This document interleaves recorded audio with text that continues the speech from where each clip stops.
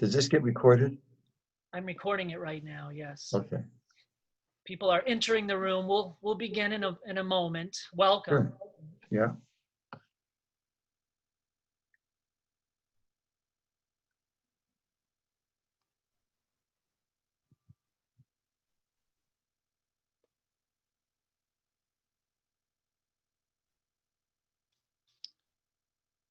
Well, hello, Crusaders.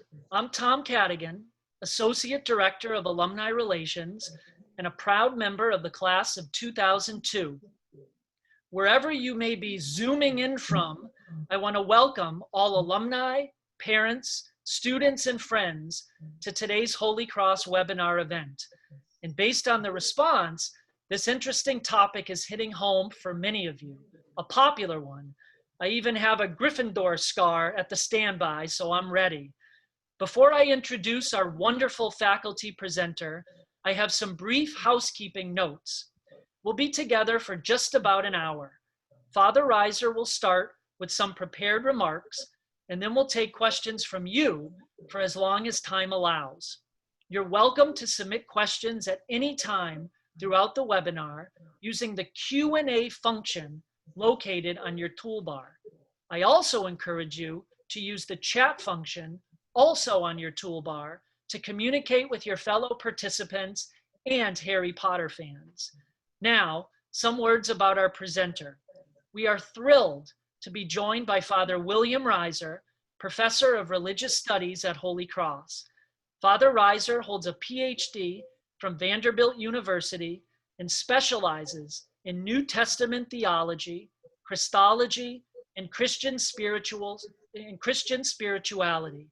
We are so happy to have him with us this afternoon, especially since it is just a few days away from Harry Potter's 40th birthday on Friday.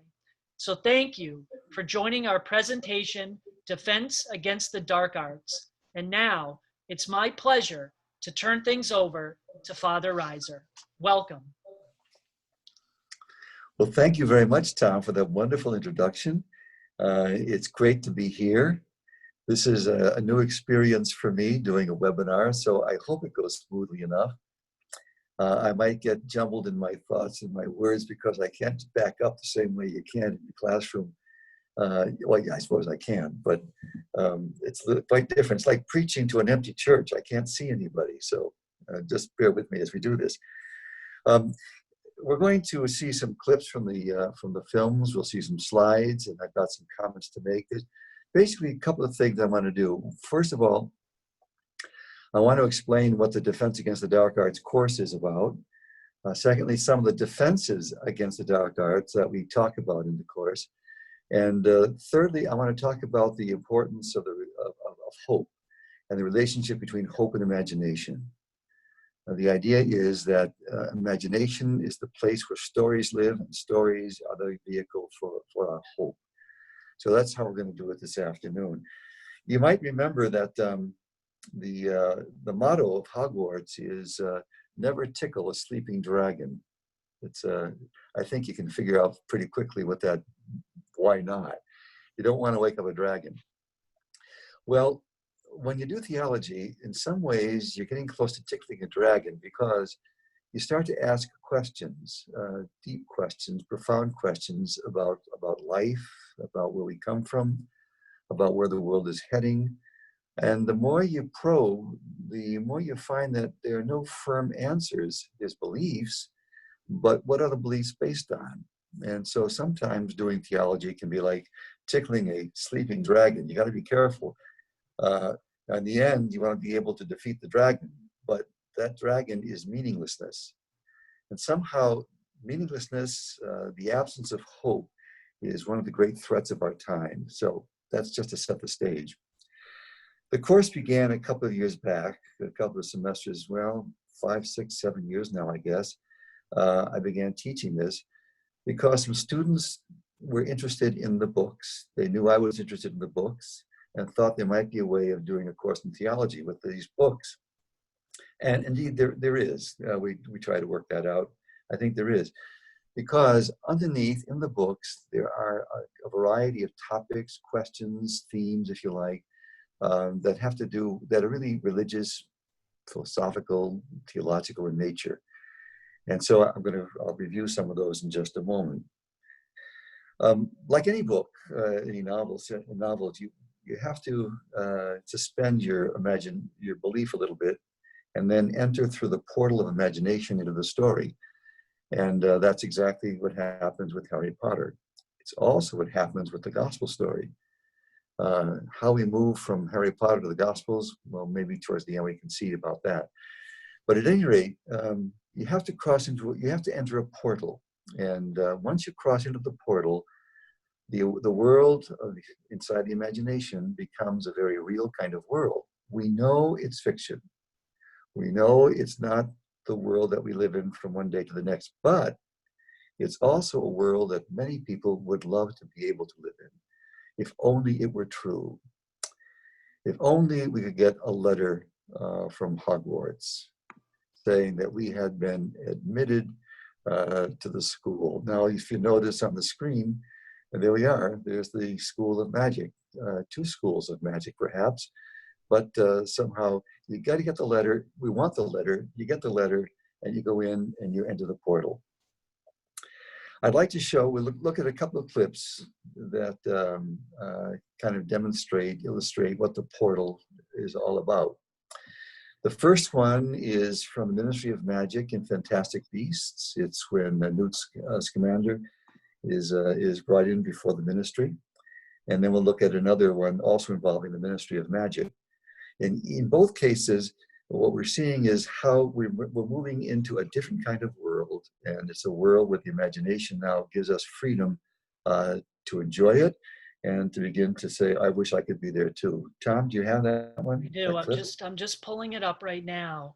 I do want to say that because of where you may be watching this, your broadband, this may not come in as crisp and clean, but we're going to be sending these clips out in an email after this presentation. But here you go, Father. Oops. Let me, I'm going to share the screen. Here we go, everyone. Fantastic Beasts.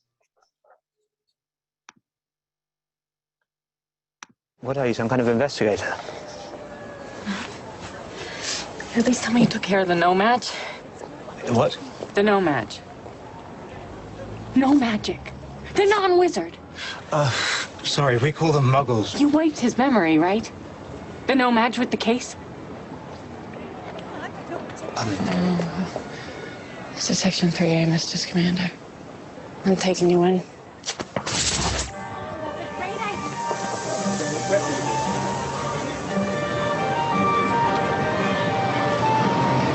Come on. Sorry, but I do have things to do, actually. Well, you'll have to rearrange them. What are you doing in New York, anyway? I came to buy a birthday present. Couldn't you have done that in London? No, there's only one breeder of Appaloosa pumpkins in the world, and he lives in New York, so no. I got a Section 3A. Hey, by the way, we don't allow the breeding of magical creatures in New York. We closed that guy down a year ago.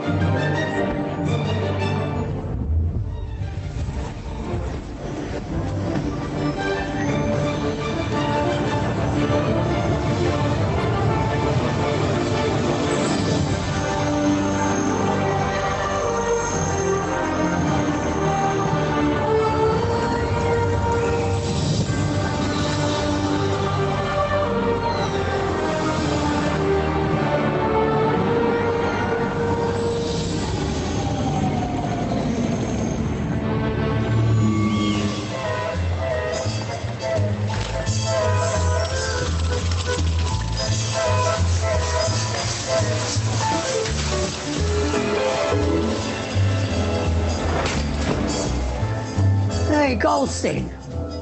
Hey, Red. Major Investigation Department. I thought you was... Major Investigation Department. I got a Section 3A.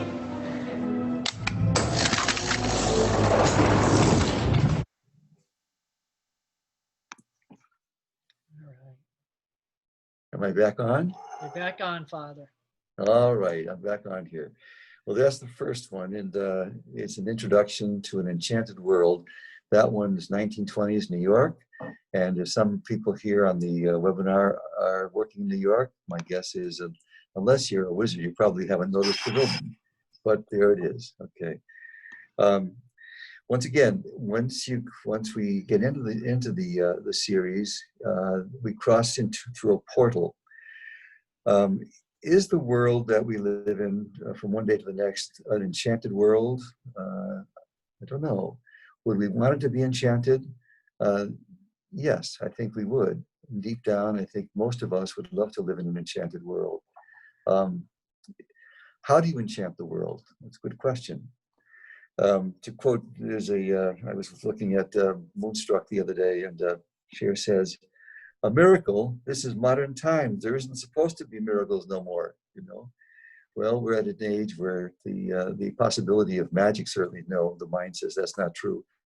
Where enchantment is hard, and miracles, we're not quite sure of them. On the other hand, for some of us, miracles are possible. Why not magic? At any rate, let's take a look now at the second one. And this is Harry coming to the ministry now for the first time. And let's watch that.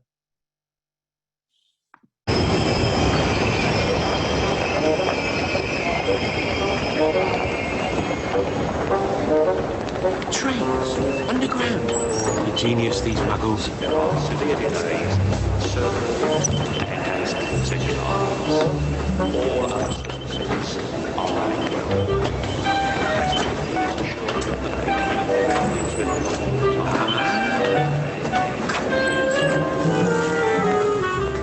Here we are. I've never used the visitor's entrance before. Should be fun. Right, good. I'll just get my muggle money.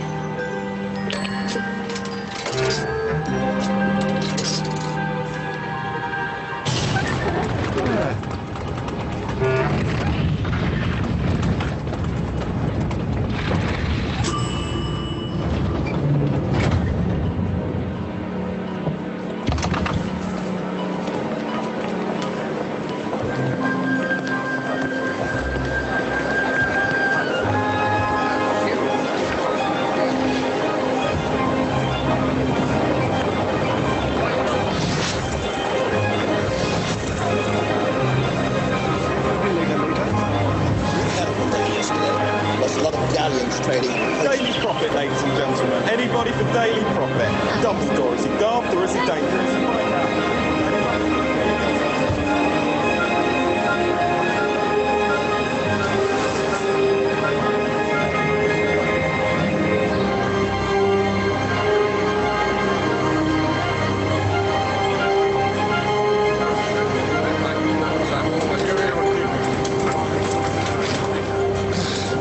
Morning, Arthur. Morning, Bob. Interdepartmental memos. We used to use owls. The mess was unbelievable.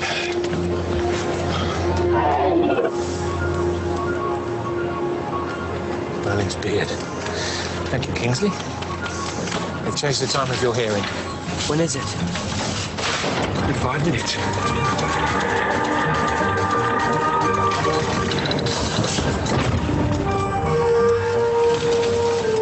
Department of Mysteries.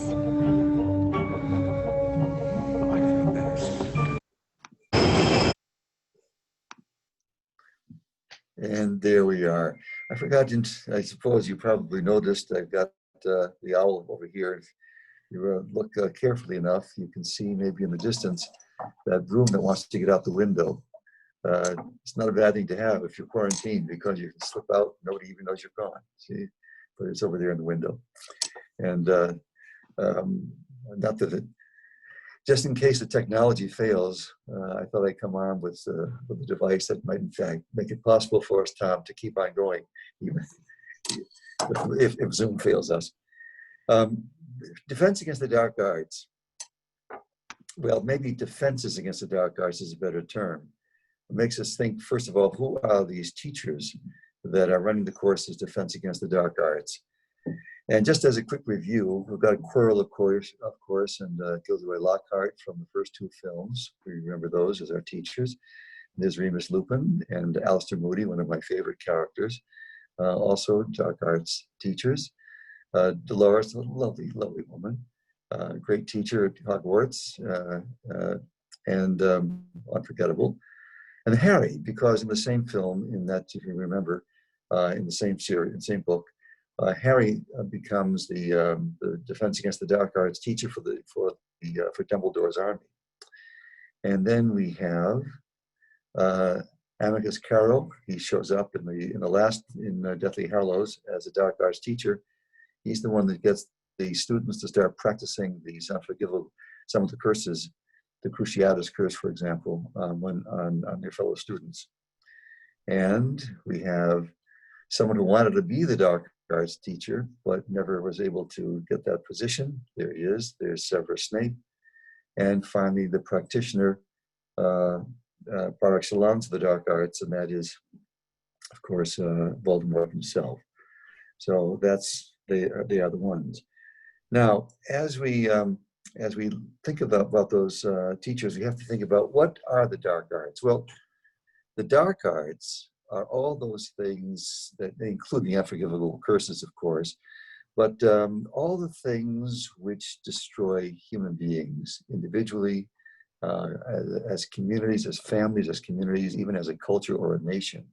Whatever it is that fragments us, that tears us apart, that causes us to fear, that freezes us, that prevents us from using our imaginations, those are the dark arts. And maybe the best emblem for the dark arts is the Dementor. At any rate, the dark arts drain a person, a nation, a community of hope. That's what they do. So what we need is defenses against the dark arts. So as we do this during the course of a semester, there are a number of different things we look at, which are in effect defenses against the dark arts. And the first one that comes to, I think, the first topic is friendship and community. And they probably best represented by the three friends. Friendship and community. Maybe I'll just go through these as what these topics are. Friendship and community, because without them, what do we have? We have isolation. We get caught up in ourselves. The friends are the ones who save us, who bring us out of ourselves, keep us from becoming, we hope, egocentric, all kinds of things. The importance of friendship, I think, in community in the series is quite prominent. And so we have friendship. The next one is love. And love is probably the premier form of magic. What does enchant the world? Essentially, I'd say it's love. It certainly, in our own worlds, our human world, our everyday world, what makes life so different is the presence of love. And without it, not to be loved, well, that's one of the saddest things that can happen. Don't pity the dead, Harry. Pity the living, and especially those who live without love. That's Dumbledore says at the very end. So love, as a topic, is a defense against the dark arts. Another defense against the dark arts is our belief that there is something, there is more going on in our lives and in our histories than we realize. In other words, we believe in a divine providence. In the story, it doesn't come up, obviously, Rowling isn't talking about divine providence, but you do have the prophecy, as maybe reminiscent here of, it's reminiscent with Trelawney when we look at her.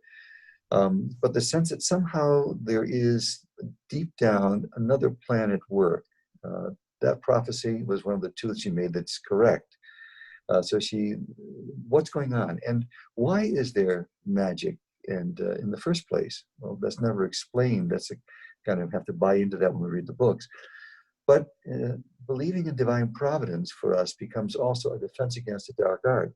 That is to the dark arts. That is to say, without it, why are we here? Where are we going?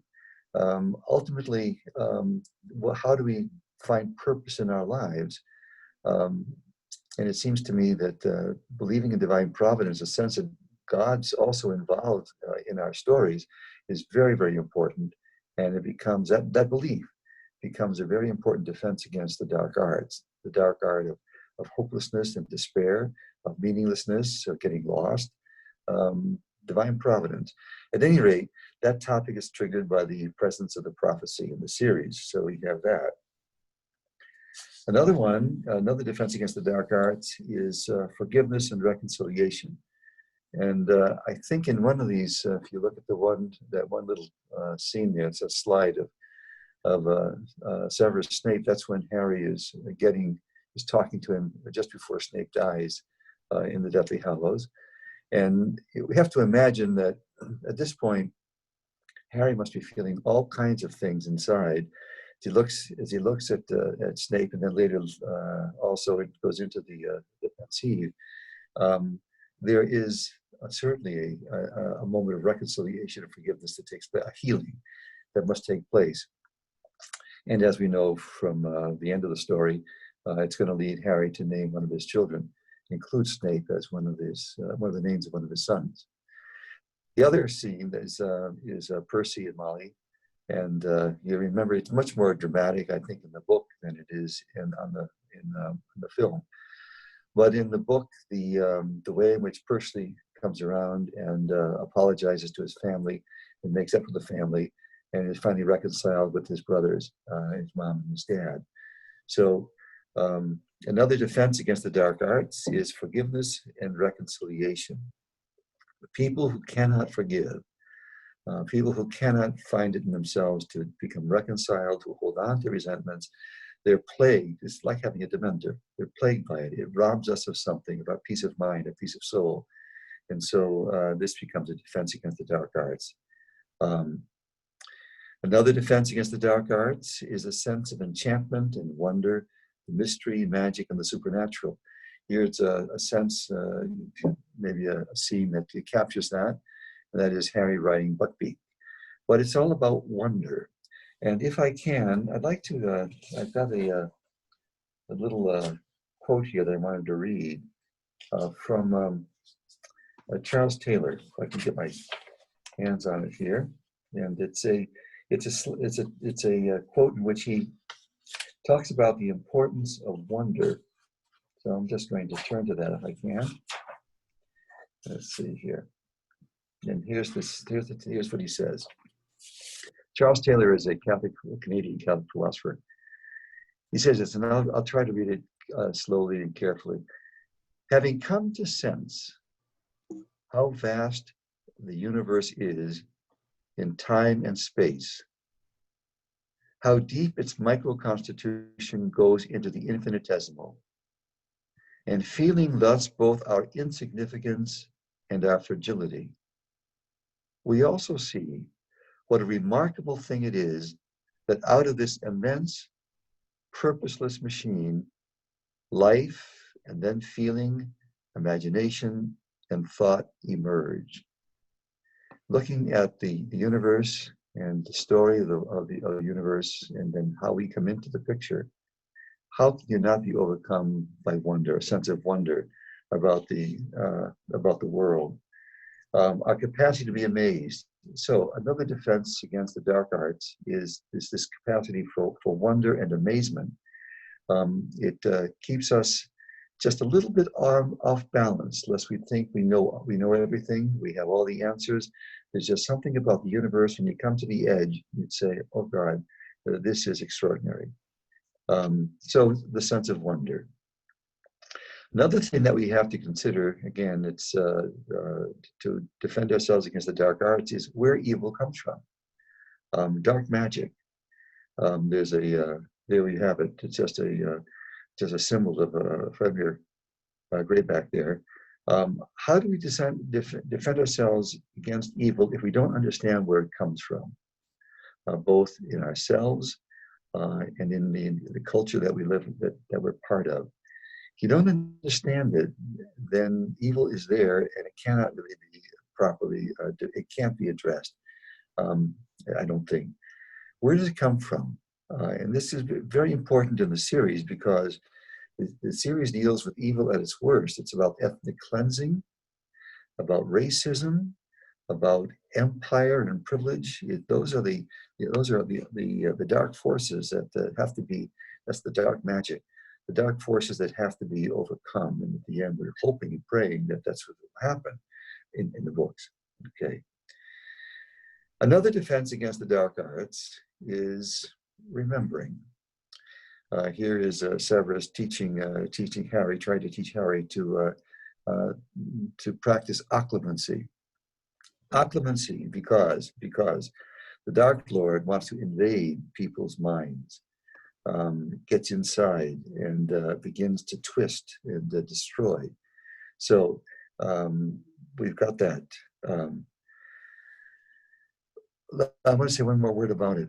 In terms of, it's not just a matter of blocking unwelcome intrusions. Imagine things from our past that keep showing up.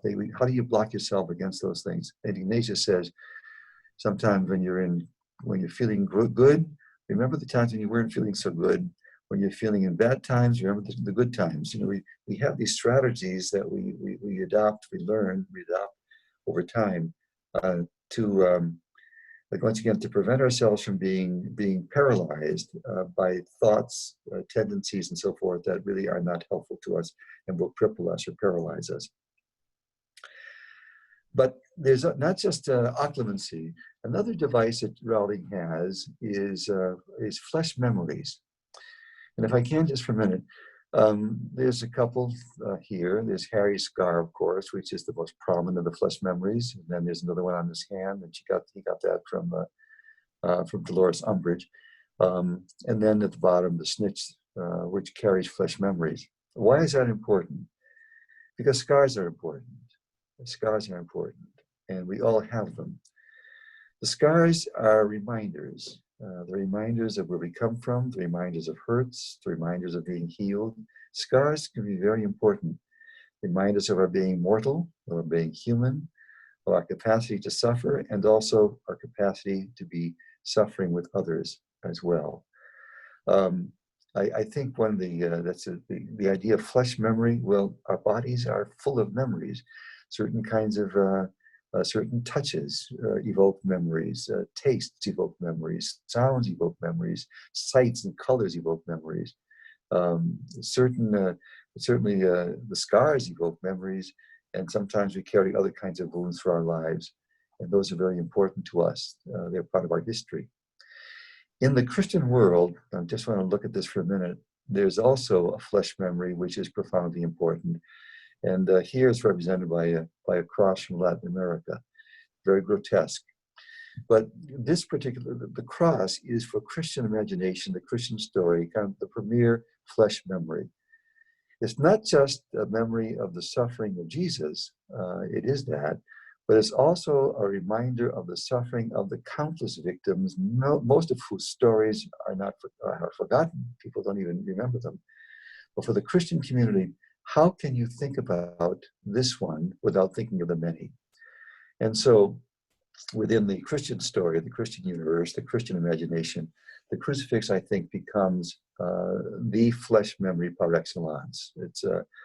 And this, even the risen Jesus never loses the marks of the crucifixion. They're always going to be there. So we have the critical importance of memory.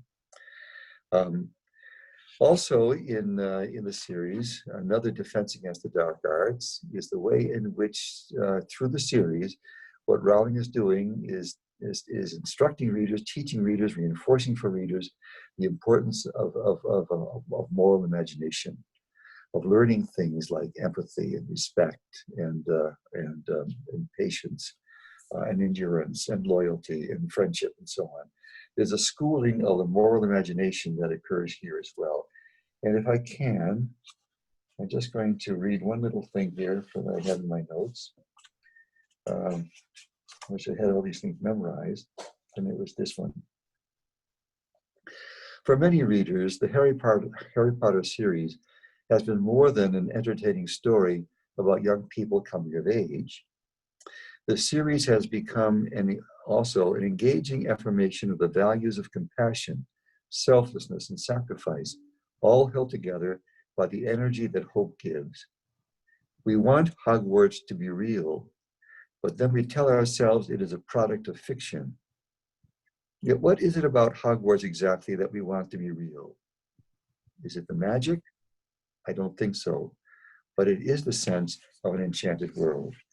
Well, no world is going to be enchanted if we don't have the ability to be compassionate, to live in solidarity with others, and we don't learn some of those basic values that we see reinforced in the series. It's our choices, Harry, that show what we truly are far more than our abilities. It's a choice.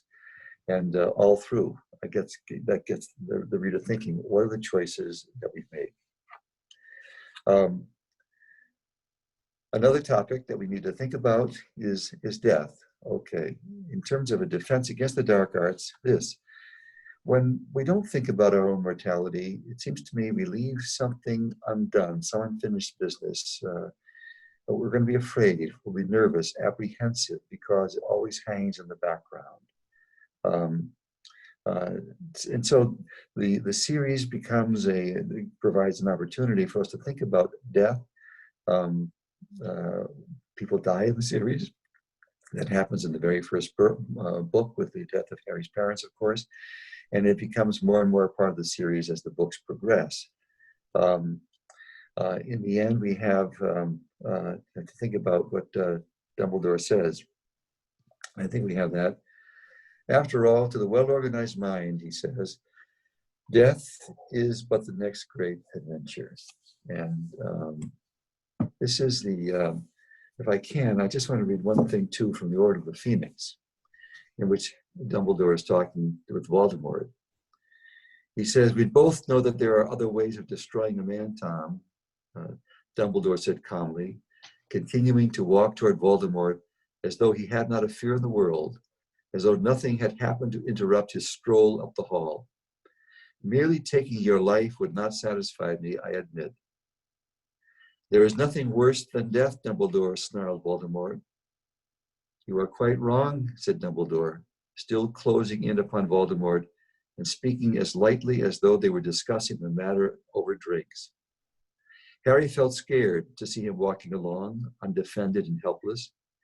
He wanted to cry out a warning, but his headless guard kept shunting him backward and toward the hall, blocking his every attempt to get out from behind it. Indeed, your failure to understand that there are things much worse than death has always been your greatest weakness. That's Dumbledore to Voldemort. And so when we think about the defenses against the dark arts, one of the things that we need to do is to face head on the real reality of death. And if we don't do that, then it becomes like a dementor, and it's going to haunt us, come back, and little by little erode our sense of confidence, and I think eat away at our hope. We need to do that instead. Finally, in the last of these topics that we look at is this: Hogwarts under siege, and the relationship between these books and what I would call apocalyptic, or I use that, apocalyptic. Why? Because as the series progresses, the books become increasingly apocalyptic. We know there's going to be some kind of ultimate confrontation between Harry and Voldemort, between good and evil, between what is right and just, between love, hate, and so forth. Okay.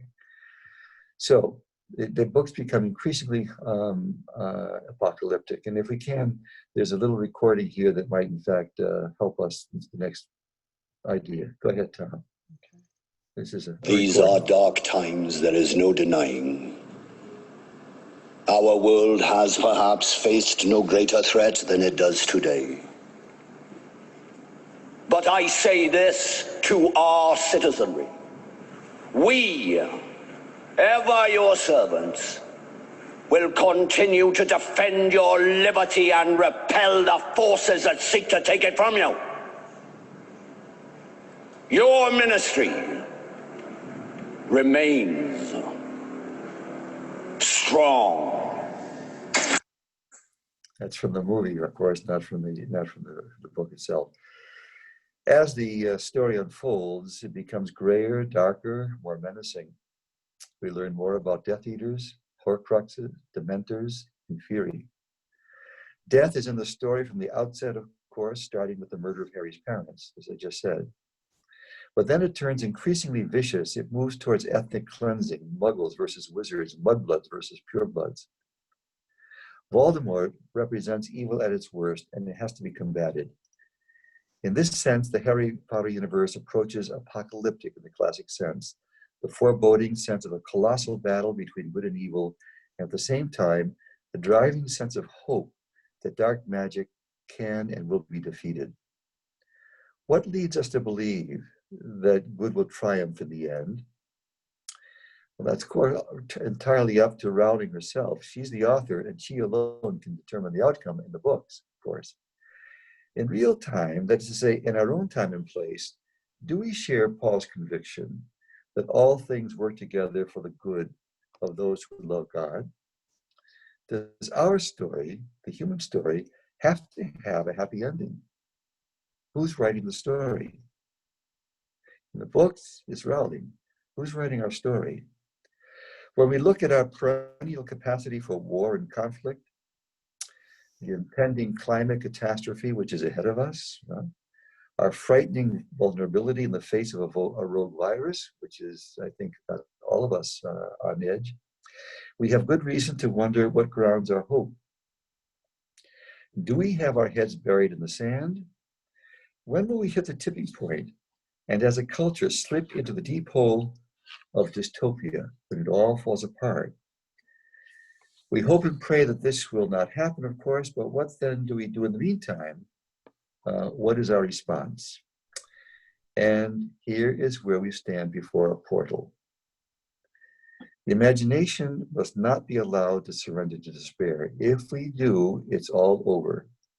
When young people no longer have visions and older ones no longer have their dreams, then what's going to happen? In Fantastic Beasts, there's a kind of a symbol of that we have of the Thunderbird. These are done. There's Frank. He's the Thunderbird. And he brings some kind of deliverance at the end of Fantastic Beasts. There's a lot going on in that particular scene, and I think in the book, it's in the movie itself. But at any rate, what we're left with is the sense that we are in dark times. This semester, teaching the course was a little bit more, in one sense, a little bit more difficult. It was certainly engaging because we're going through the virus and separation, and things were becoming worse. All of us would like to see things change and go back to normal. We're not sure whether that's ever going to happen. And even if we get beyond this, the virus, what about another one? And as I said before, what about the environment and the climate change? What's that going to mean 10, 20, 30 years? What kind of a world will we have? Well, then, we have our work cut out for us. We need imagination. We certainly need hope. There are places that we can go to find our imagination nourished and our hope strengthened. But we are going to have to do it together. And so there's one final clip I'd like to show. I'm just going to cue this up right now.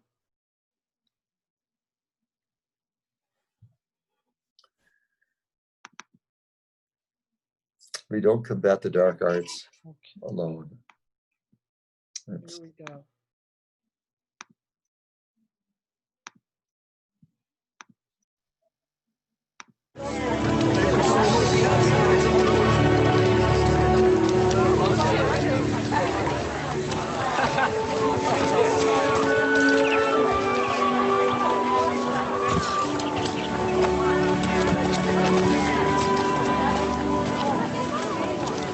I've been thinking about something Dumbledore said to me. What's that? That even though we've got a fight ahead of us, we've got one thing that Voldemort doesn't have. Yeah? Something worth fighting for.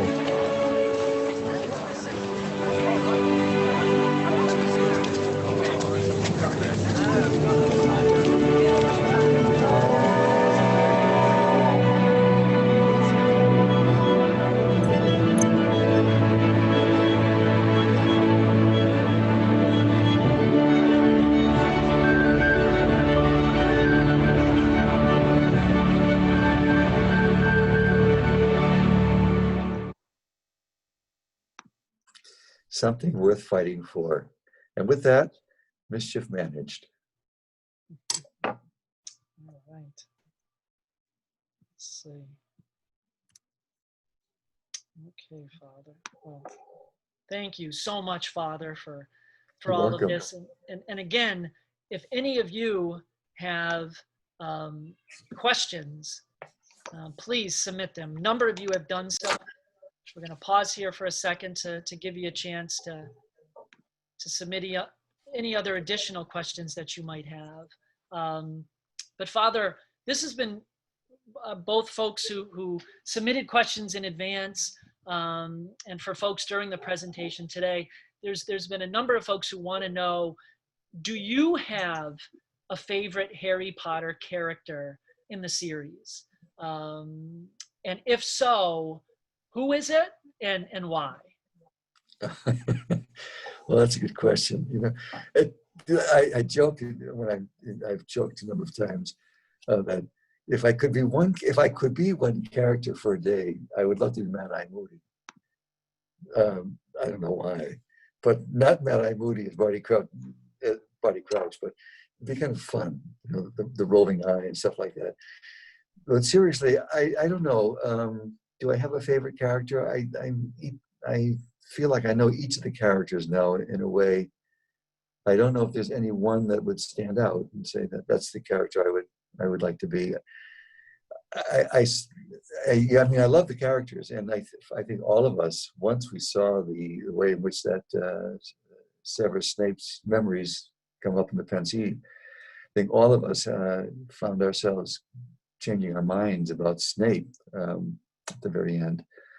But I would say, no, I don't think I have a character that stands out as a favorite character. I wouldn't mind I wish I could have written these books. If I wanted to be anybody, I'd like to have Rowling's imagination. That's what I'd like to have. Father, your students today grew up with these stories. Right. They were published a little over 20 years ago, the first book. So what are the reactions of your students using these as a tool inside the classroom? Again, these are stories that they grew up with, Right. and now to kind of use them as an educational tool. Can you talk a little bit about that? Yeah, that's good. Thank you. That's a good question. It's when we started, I discovered that some students had read these books an awful lot, quite a number of times. And as the semesters went by, as the last couple of years went by, I find some students who had read these books 10, 12, even 14 times. And that got me thinking, what is it that's drawing their imaginations into these books? I love them too, and I have to confess, I've read a couple of these books quite a few times myself. But I was intrigued by that. And so we set the course up. I set the course up precisely so to help students reflect on what it is about the books that they like. And one of the things that works, especially at the beginning, is each of them telling their story, how they come to know the books and why they relate to them and so forth. So I would say that, yes, they've been very influential. They get to know these characters. They begin, I think, to face some of the issues we're just talking, those topics I was just mentioning a little while ago. I remember one student was very touching, saying that reading the books enabled her to deal with some loss in her own life, death in her own family. Students who had could see Harry and his friends coming of age may have felt one thing they really wanted to do is find friends, get friends, and they connected they made friends with these characters in the story, and then they discover in the community of readers that they've got like-minded, they've got companions who also would love to be in the story, and only if they only had gotten that letter that said, that brought by the owl. Anyway, okay. the owl right over your shoulder right now. Yeah, the owl is right there. He's very faithful, very steady. You know, I got to let him out pretty soon. I bet. I bet. Father, again, these books have been around for about 20 years. But are there insights? You touched on this a little bit at the end. Are there insights from the world of Harry Potter that we can draw on today as readers in the year 2020, as we globally tackle a global health crisis, issues of race and racism and inequality? What can a reading of the book teach us today in 2020? Yeah. Well, I think that one that we just saw at the end, we have something worth fighting for. You know, we have the books, as I said, the books stimulate the imagination, and they also stimulate our hope. I mean, the idea that these things would have a disastrous ending is unthinkable to us. You know, I would say it's, you know, not just these books. You need some other things besides just the Harry Potter books. There's lots of wonderful books out there. But what this did is create a whole universe, and it brought millions and millions of readers together. What energy comes from that? I guess it's finding like-minded people who believe that, who really want to live in a world that's enchanted. And I think that that's possible. I think the world can be re-enchanted. It's going to be re-enchanted by, you know, that sense of wonder. I think love enchants, for sure. Hope enchants. Being able to work together on something is enchanting. There's a way of re-enchanting life, and I think this series does a great service in bringing together a community of readers. What's going to happen? Will it continue to be a popular series? I don't know. Certainly for X number of years, 20 years or so, it's been very important. Father, you talked about other books and other works of art. There's been a few questions to see if you could comment on any similarities that you see between the world of Harry Potter and, say, the world of Tolkien and the Lord of the Rings, or other areas like Star Wars or Westerns or things like that. Yeah.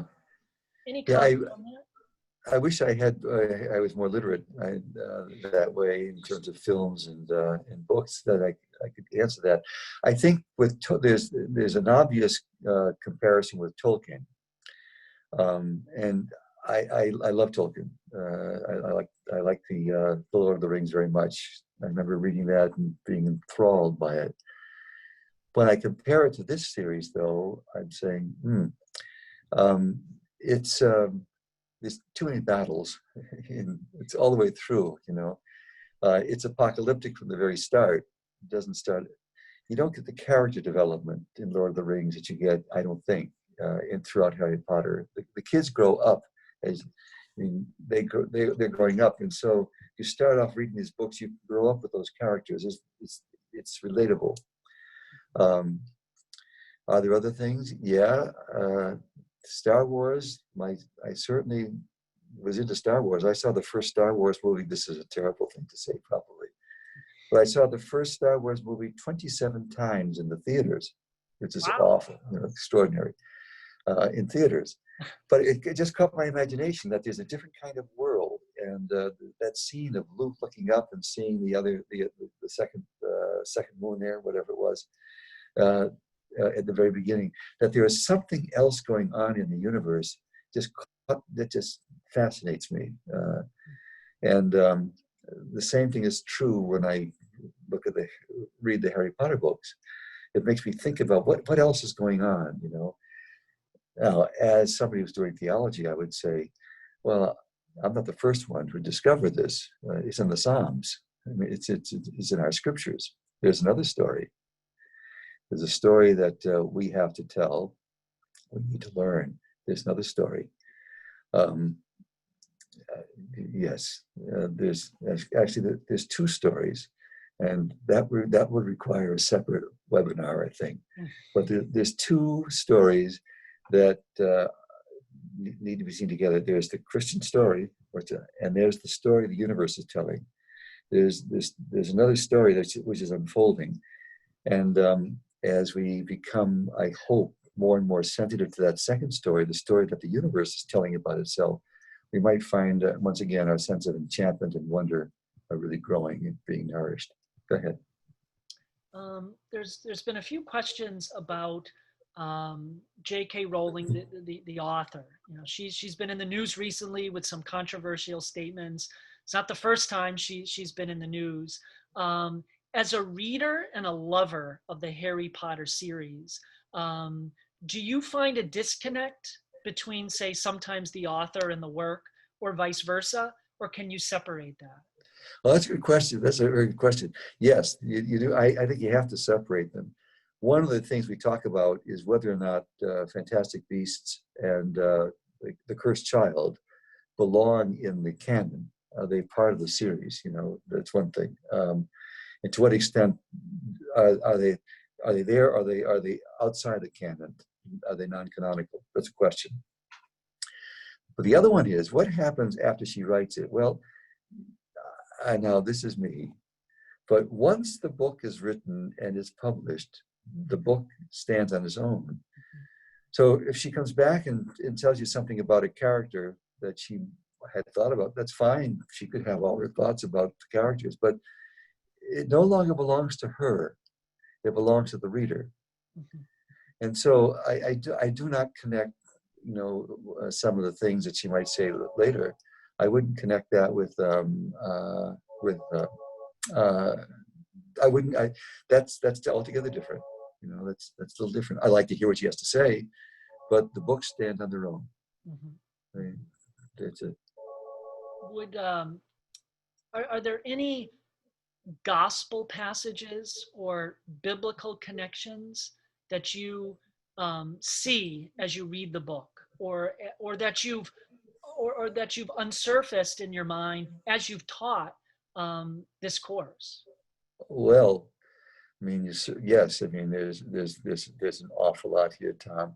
I mean, there's texts of Paul on divine providence. You know, all things working out together for good. For example, no greater love does anybody have than they lay down their life for their friends. You know, and Harry dies for his friends at the end of the story.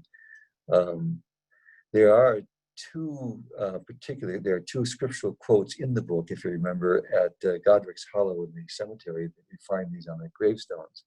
So there's a couple of scriptural texts. Although religion doesn't figure prominently in the books, they're not religious books. And they're not. There are religious themes, and she lives in, I think, a narrative world which is culturally Christian. I mean, there's Christmas.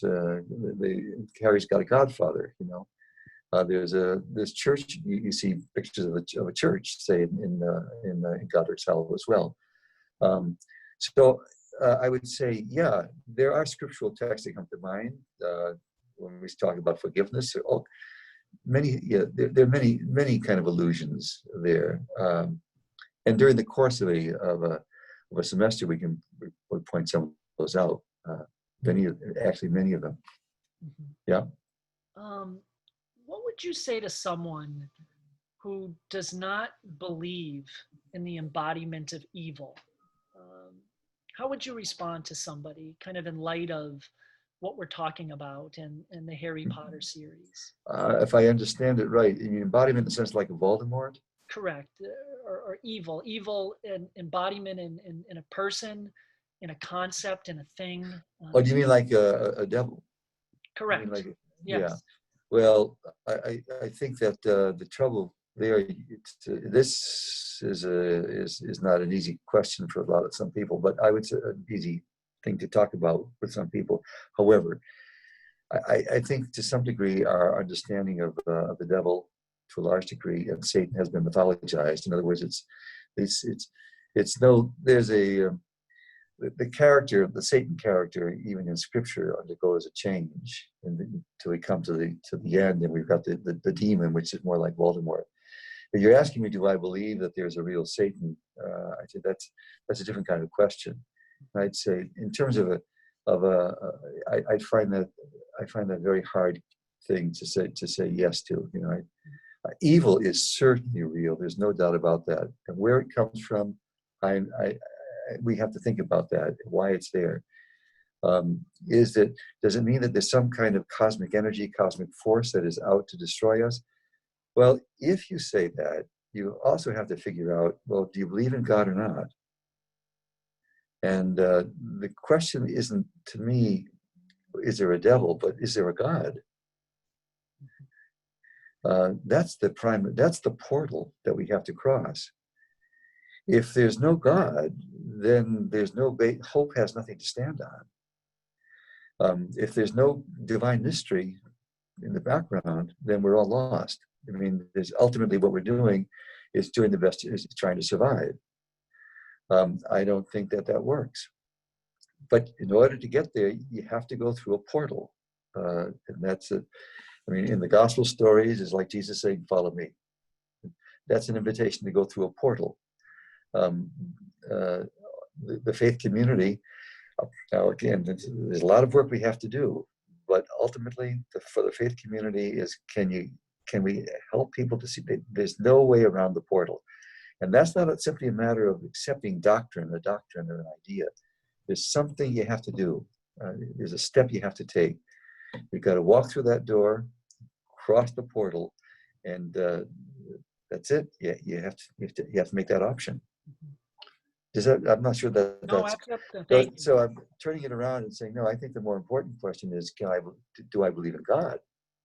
If you do, then you've got a very different way of sizing up the world. Yeah. Well, Father, we want to be conscious of everybody's time. Okay. We have heard from a number of participants who send you their regards, some of whom had you in class sometimes decades ago, and are thrilled to see you and hear you and connect with you.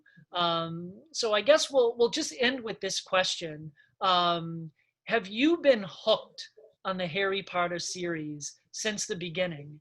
And kind of a secondary part to that question, when did you begin to feel like this could be brought into the classroom? When did it go from being an interest to being something that you could share and educate students with?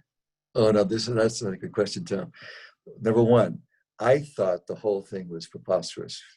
I can remember there was a Jesuit here, Joe Pomeroy, worked out in ITS, who was reading Sorcerer's Stone and Chamber of Secrets.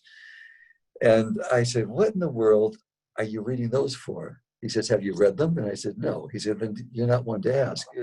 Why are you asking that question? So I just said, well, that's him.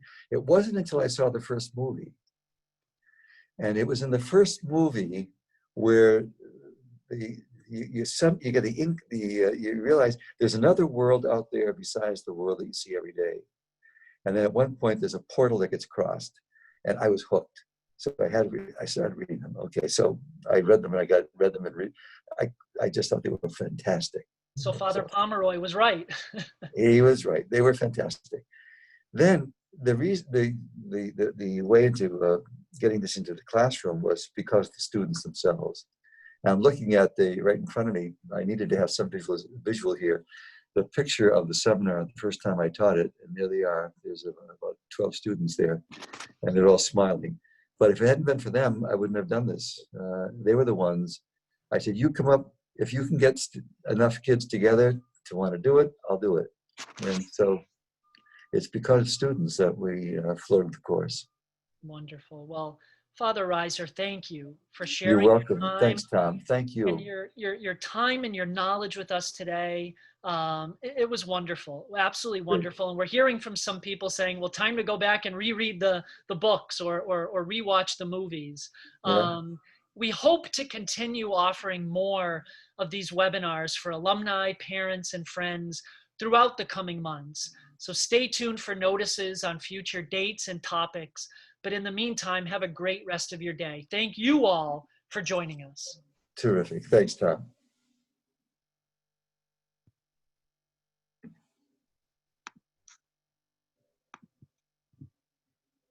Okay.